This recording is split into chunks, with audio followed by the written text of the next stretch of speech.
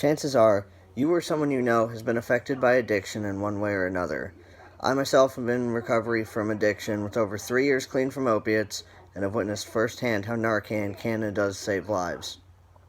I've administered Narcan to an overdose victim on multiple occasions and have had it administered to me. In my experience, volunteering with a local harm reduction needle exchange program, I've seen how the distribution of Narcan, not only to addicts but to the people in their lives, encourages safer behaviors, prevents overdoses, and even can be a wake-up call stepping stone to someone getting treatment for their addiction. Now on to some serious numbers. The opioid overdose crisis in the United States has reached epidemic proportions. According to the U.S. Department of Health and Human Services, Substance Abuse and Mental Health Services Administration, there were 42,000 documented opioid overdose deaths in the United States in 2016.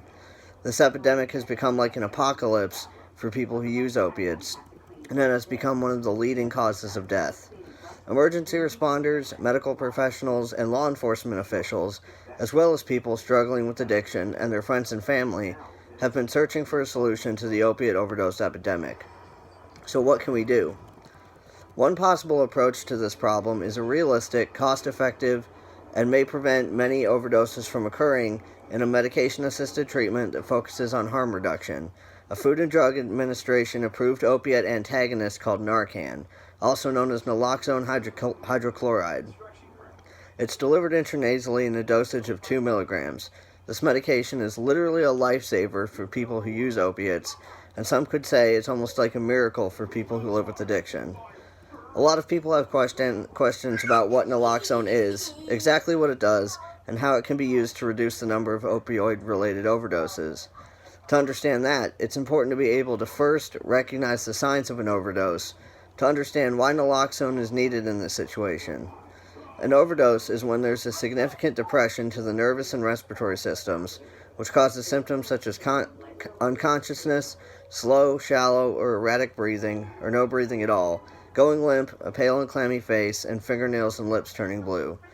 Naloxone is often distributed as part of harm reduction strategies such as the needle exchange that I volunteered for. Harm reduction programs are a set of practical strategies and ideas aimed at reducing negative consequences associated with drug use. This basically means that issues like opiate overdoses are addressed through emphasizing that users of illegal substances, or those considered at a high risk of opiate overdoses, do the least amount of harm to themselves or others.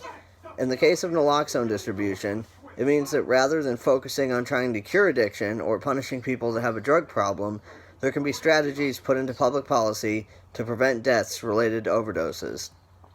The basic idea of harm reduction is like the healthcare provider's oath to do no harm. It's not as simple as telling someone to stop doing drugs when they're in the grips of addiction. So persuading states and communities to adopt a harm reduction strategy ensures that people who do use drugs will do so in the safest manner possible and will have Narcan as a safeguard in case of the worst possible scenario, an overdose occurs, similar to someone using an EpiPen when they accidentally ingest what they're allergic to, or more appropriately, similar to poison control if someone were to ingest a substance that they shouldn't. It reverses the negative effects of the substance and can potentially save their life. Some critics say that supporting a harm reduction strategy will encourage drug use. However, the Journal of Healthcare for the Poor and Underserved countered that by stating, 2 studies of naloxone distribution and overdose prevention programs report a reduction in self-supported drug use. This is only one of the many questions raised by lawmakers, and these speculations and assumptions continue to fuel the existing and prominent stigma surrounding drug addiction and the use of illegal substances. It's been proven that drug rate use declines when these programs are accessible. Training on the correct way to administer Narcan to someone who is experiencing an opiate overdose is important because doing so correctly could save someone's life. There are 2 methods of delivering a dose of naloxone or Narcan. The most common method is to administer 4 milligrams of Narcan intranasally, where all the person giving the medication must do is take the Narcan out of the package, insert the plunger into the overdose patient's nose, and press down on the trigger. The third party should then call for emergency services or have a bystander do so while taking care of the patient. If the patient is not responsive after 3 minutes, the person delivering the Narcan should administer another dose. It's common to panic in the event of emergency if you don't know what to do.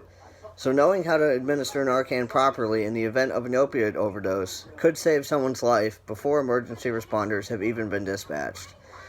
With the opiate overdose problem reaching epidemic levels in the United States, it is important for everyone to know how to administer this opiate antagonist. It really is that easy to save a life. Educating people about Narcan, making it more readily available through harm reduction programs, such as syringe service programs and overdose prevention programs, and training them how to use it properly, could be a realistic solution to the epidemic.